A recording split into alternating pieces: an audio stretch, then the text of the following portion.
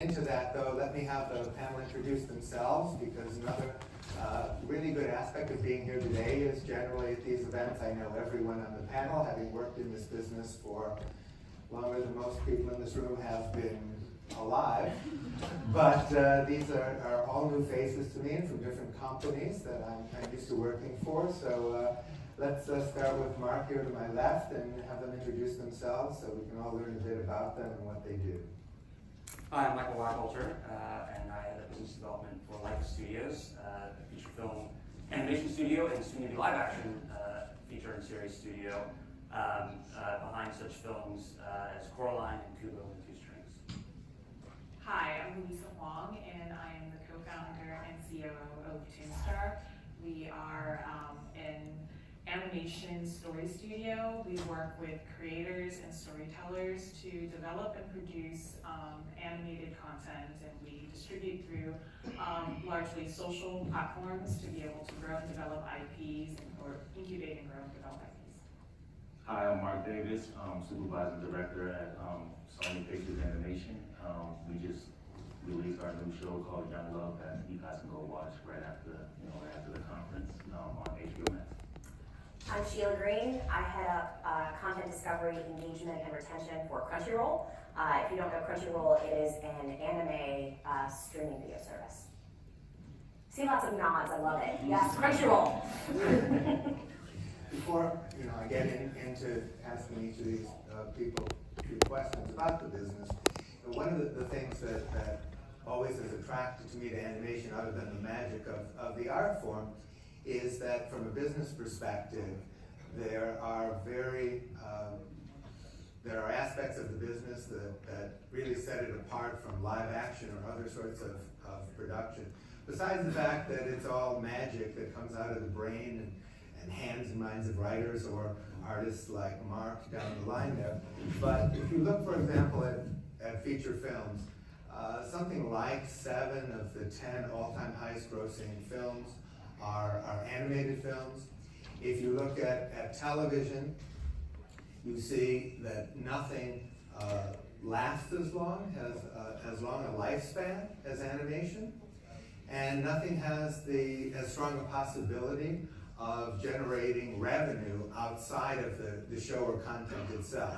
When you think of properties like Peppa Pig, for example, or Teenage Mutant Ninja Turtles, Paw Patrol, those are properties that generate billions of dollars in merchandising and licensing and home entertainment and clothing and every other aspect of branding and marketing you can think of. So you have this huge potential to generate revenue that for the most part you don't have in live action content.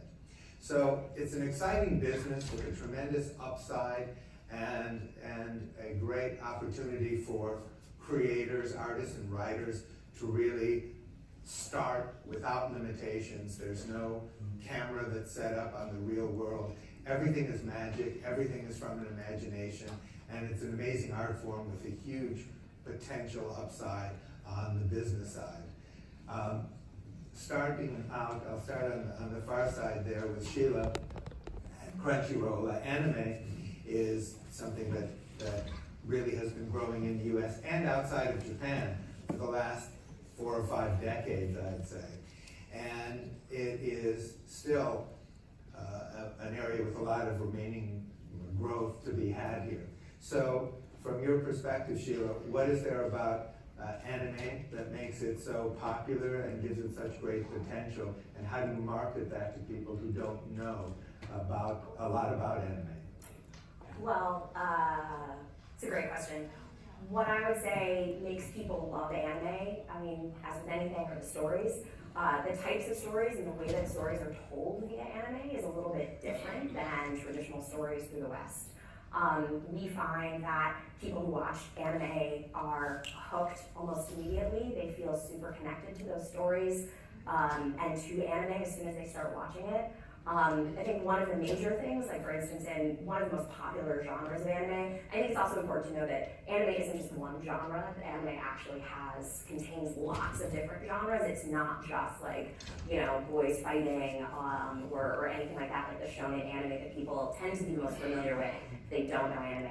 But even within that shonen genre, right, which is sort of targeted to young men and action and all of that kind of stuff,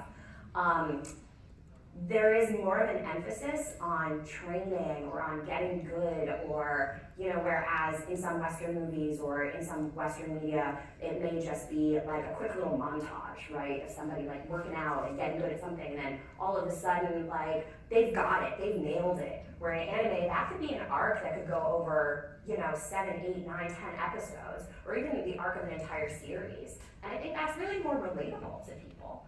And people haven't seen that as much when they look at content, you know, even like a Karate Kid or any of those new shows or stuff like that. So, and I think it's just about calling those things out, you know, in order to get people hooked. Sheila, before I move on, Yeah. from a perspective of a producer, I've had in recent years, as anime has grown in popularity and Sony has, you know, conquered the U.S. and North American, if not world market Yeah. for anime, I get people, writers, creators coming to me all the time saying, I've got a great new American anime project. American anime is a big buzzword for the growth of it. How Yeah. at Crunchyroll do you interpret that, and is there a market for it within the Crunchyroll universe, or are you strictly focused on authentic anime? I think we are focused on supporting the Japanese ecosystem of anime, supporting those creators, and finding ways to, through the Japanese system, maybe open that up a little bit more. But we are focused on the traditional definition of anime. That makes good sense. Mm-hmm. Mark, I'm going to skip over you a minute because you're on the creative side, the fun side, and just stick with the business for a moment. Going over to